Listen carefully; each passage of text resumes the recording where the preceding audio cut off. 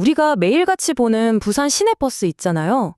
시민들의 발이 되어주는 정말 고마운 존재인데, 근데 이 버스에 아주 심각한 위기가 숨어 있다고 하면 믿으시겠어요? 오늘 이 시간에는 부산버스 시스템이 왜 힘들어하는지 그 핵심을 속 시원하게 파헤쳐보겠습니다. 네, 바로 이 익숙한 풍경 뒤에 말이죠. 겉으로 보기엔 평온하게 달리는 것 같지만 그 안에서는 엄청난 재정적 압박과 구조적인 문제들이 고마 터지기 직전입니다. 대체 안에서 무슨 일이 벌어지고 있는 걸까요? 부산에서 운행되는 버스가 총 2,517대, 생각보다 엄청나죠? 근데 이 어마어마한 시스템 전체가 지금 뿌리채 흔들리고 있다는 겁니다. 이 규모만 봐도 문제가 얼마나 심각한지 짐작이 가시죠? 자, 그럼 본격적으로 한번 들어가 볼까요? 이 문제의 본질을 알려면 그냥 부산만 봐서는 안 돼요. 다른 도시, 특히 서울과 비교를 해봐야 합니다. 서울과 부산의 버스 조합 재정을 딱 놓고 비교해보니까 와, 정말 놀라운 사실이 드러나더라고요. 첫 번째 문제는 예상하셨겠지만 바로 돈 문제입니다.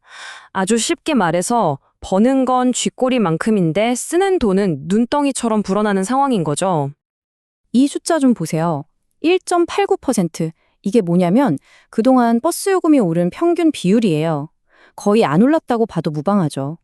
물론 타는 우리 입장에서는 좋지만 이게 시스템 전체를 병들게 하는 독이 되고 있었습니다. 그런데 말이죠. 같은 기간에 기사님들 인건비는 얼마나 올랐는지 아세요? 무려 45.3%입니다. 다시 한번요. 1.89% 대 45.3%. 이 격차 믿어지시나요? 수입은 제자리인데 지출만 폭증한 거예요. 이게 바로 재정 위기의 시작점이었습니다. 자, 그럼 여기서 질문 하나 드려볼게요. 우리가 버스 한 번 탈 때 내는 요금 말고요. 승객 한 명을 태우는데 들어가는 진짜 원가는 과연 얼마일까요?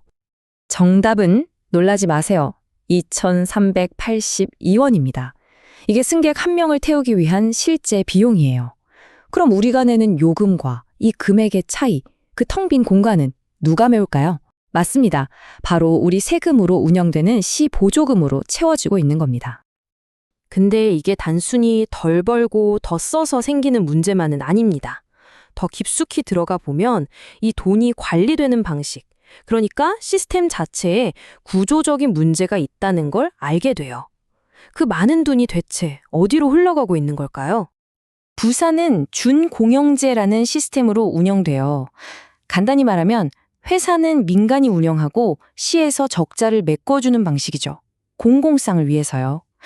근데 이 구조 안에서 아주 막강한 힘을 가진 조직이 하나 있습니다.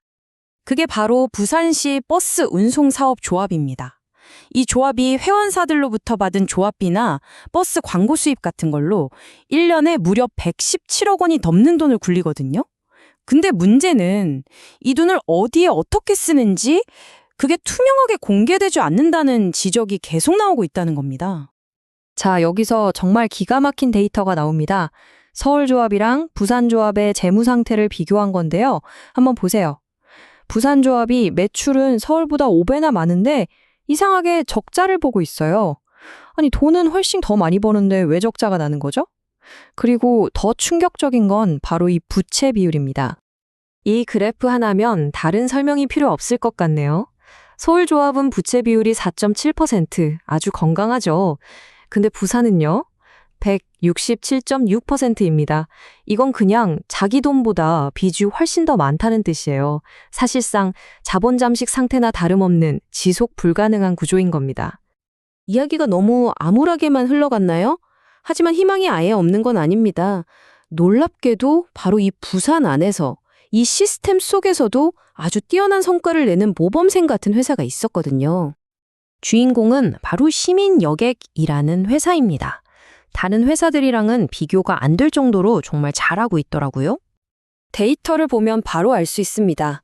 버스 한 대가 하루에 태우는 승객 수, 운행 횟수, 1km당 승객 수, 뭐 하나 빠지는 것 없이 모든 지표에서 부산시 평균을 그냥 압도해버립니다.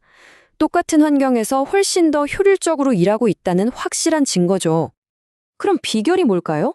전문가들은 철저한 데이터 분석을 꼽습니다. 승객이 언제, 어디에 많은지 정확히 파악해서 버스를 필요한 곳에 딱딱 투입하는 거죠. 그러니까 빈차로 돌아다니는 낭비를 최소화하는 거예요. 이건 뭘 의미하냐면요. 남탓, 시스템 탓만 할 게 아니라 경영 혁신으로 충분히 위기를 극복할 수 있다는 걸 보여주는 아주 좋은 사례라는 거죠. 자, 지금까지 문제점을 진단해 봤습니다.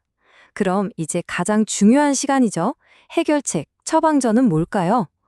어떻게 해야 이 시스템을 지속 가능하게 만들 수 있을까요? 전문가들이 제시하는 핵심 개혁안은 크게 네 가지입니다. 첫째, 이건 좀 불편하지만 피할 수 없는 문제예요. 운영비가 오른 만큼 요금도 점진적으로 현실화해야 한다는 겁니다. 둘째, 신뢰 회복이 중요합니다. 조합이 돈을 어떻게 쓰는지 투명하게 공개하고 외부 감사를 받아야겠죠. 셋째, 공정한 보상 체계가 필요합니다. 무조건 똑같이 지원해주는 게 아니라 시민 여객처럼 잘하는 회사에 인센티브를 더 주는 성과 기반 시스템으로 바꿔야 하고요. 마지막으로 직원들을 위한 연금 제도도 좀 더 유연하게 바꿀 필요가 있다고 합니다. 물론 이걸로 끝은 아닙니다. 좀 더 세부적으로 들어가면 도대체 누구 돈인지 애매한 광고 수익 소유권을 명확히 한다거나 현실과 너무 동떨어진 표준 운송원가 계산법을 손보는 것처럼 함께 고쳐나가야 할 것들이 더 있습니다. 자, 진단은 끝났고 해결책도 테이블 위에 올라왔습니다. 이제 공은 부산시에게 넘어갔죠. 과감하게 차선을 바꿔서 새로운 길로 나아갈 것인가? 아니면 이대로 계속 가다가 재정 파탄이라는 막다른 길에 부딪힐 것인가? 부산은 지금 아주 중대한 선택의 기로에 서 있습니다.